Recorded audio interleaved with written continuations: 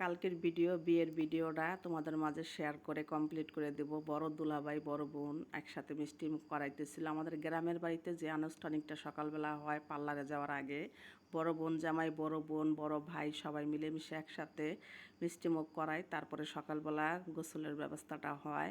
আসলে এটার গ্রামের আমাদের একটা প্রাকৃতিক নিয়ম। এই নিয়ম আসলে চলতেছে আর চলবে, এটাই সত্য। তো আদরে আমাকে গায়ে হলুদ মাখাইতেছে, আমিও মাখাইতেছি। আদর কিন্তু একটা খুব ভালো ছেলে, খুব হাসি খুশি। ও সবসময় হাসি খুশিভাবে কথা বলে, আমার কাছে খুবই ভালো লাগে। আমি হাসি খুশিওয়ালা মানুষ পছন্দ করি এবং কি আমি নিজেও হাসতে পছন্দ করি। তো বড় বোন জামাইকে হলুদ মাখিয়ে দিচ্ছে। আর ওরা কিন্তু স্বামী স্ত্রী দুইজন, কেউ দেখে কিন্তু মাইন্ড করবা না, সবাই দেখে মাশাল্লাহ বলবা। আর জামাই কিন্তু এক হাতে বউরে উস্কায় নিয়ে গেছে। আর জিসার জামাই আমাকে এক কলসি পানি দিয়ে ভিজাইয়া দিচ্ছে। আর সবাই সবার গায়ে হলুদ মাখতেছিল।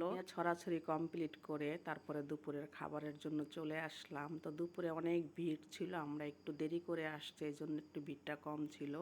তো টেবিলে আসলে আমরা সবাই বসছি, জামাই বাড়ির মানুষও ছিল।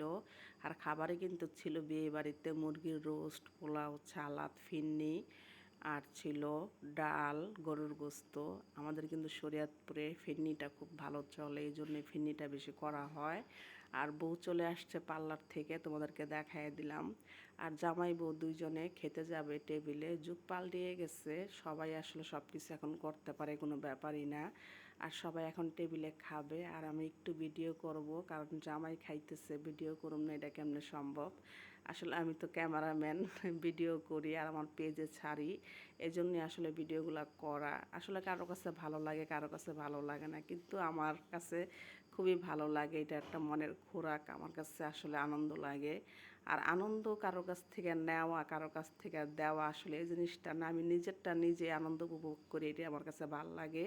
তো দেখো এখন এখন কিন্তু যাওয়ার মুহূর্তটা, বিদায়ের মুহূর্তটা যে কি কষ্টের, এটা আসলে ভাষায় প্রকাশ করা যায় না। তো পিয়াই যাইতেছে জামাইয়ের সাথে গাড়িতে, আর তাকিয়ে আছে পিছনের দিকে। আর দেখো সবাই কিন্তু পিছনে সবাই আমরা দাঁড়িয়ে আছি, আর সবাই তাকিয়ে আছি গাড়ির দিকে আমরা। তো ওদের নতুন জীবনের জন্য সবাই দোয়া কইরো, ওদের জীবনটা যেন সুখে শান্তিতে ভরপুর হয়ে যায়।